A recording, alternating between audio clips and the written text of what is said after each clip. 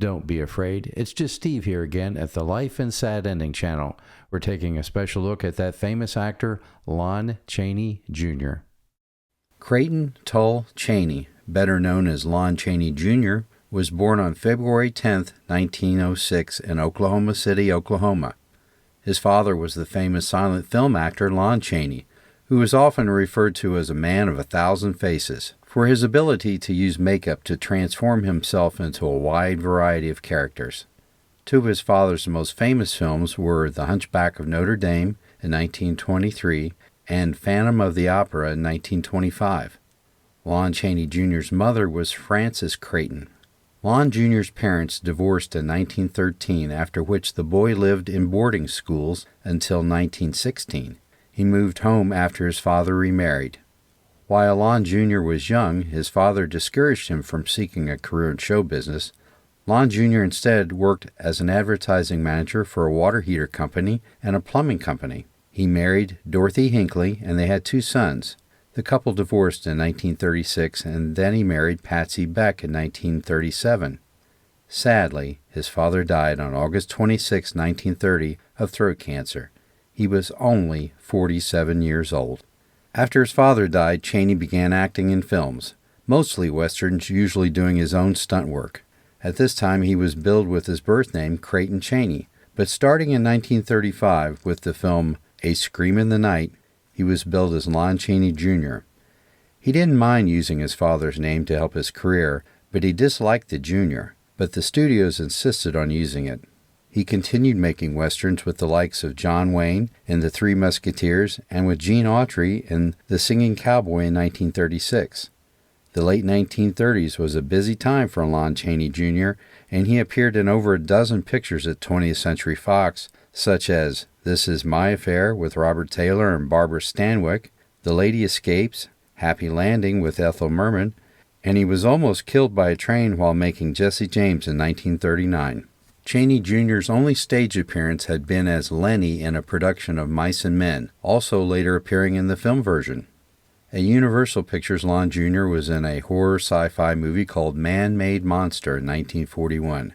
However, at this time the studio continued to use him as a character actor in a variety of movies like Too Many Blondes and Badlands of Dakota.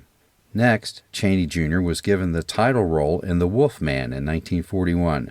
The film's success earned him a long-term contract with Universal. Chaney Jr. was now an official horror star. However, his success in horror pictures would typecast him the rest of his career. He starred in The Ghost of Frankenstein, The Mummy's Tomb, Frankenstein Meets the Wolfman. He actually played Dracula in Son of Dracula, The Mummy's Ghost in 1944, House of Frankenstein, followed by The Mummy's Curse and my favorite movie, Abbott and Costello Meet Frankenstein in 1948.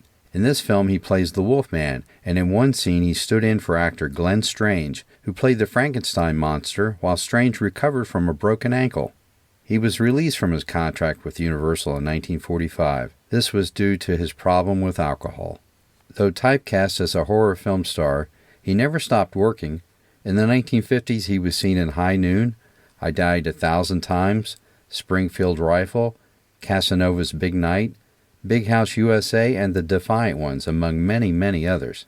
Lon Jr. also did television work including Wagon Train, Route 66, Rawhide, Have Gun Will Travel, The Rifleman, and The Monkees. His 1960s films were mostly low-budget westerns and horror films like Haunted Palace, Spider Baby, and Apache Uprising.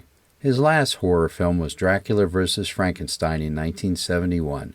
Lon Chaney Jr. was the only actor to portray all 4 of Universal's major horror characters, the Wolfman, Frankenstein's monster, the Mummy, and Count Dracula. Chaney was well liked by some of his co-workers and despised by others. He was also known to stand up for older ones who Chaney felt were belittled by the studios. One example was that of William Farnham, a silent film star who played a bit part in The Mummy's Curse. Chaney insisted that Farnham be given his own chair on the set and be treated with respect, or else he would quit the picture. Actor Robert Stack claimed in his 1980 autobiography that Chaney and drinking buddy Broderick Crawford were known as the monsters around Universal Pictures lot because both men were such heavy drinkers that they would get drunk together and take turns beating each other up. Lon Jr. was well known for his love of animals and would frequently have dogs on his movie sets with him. This is a picture of Lon Chaney Jr. and his dog named Moose. Chaney suffered from a series of illnesses, including throat cancer, in the year prior to his death. Sadly, Lon Chaney Jr. died on July 12, 1973, from cardiac failure in San Clemente, California. He was only 67 years old. Conflicting stories say his body was cremated, ashes scattered. Other reports say his body was donated to USC for medical research. Though Lon Chaney Jr. was typecast as a horror film actor, I was really surprised at the number of films that he did that weren't in that genre. Well, thanks for watching. I appreciate it, and I'll see you again next time, unless I come to my own sad ending. My micromechanism thanks you. My computer tapes thank you. And I thank you.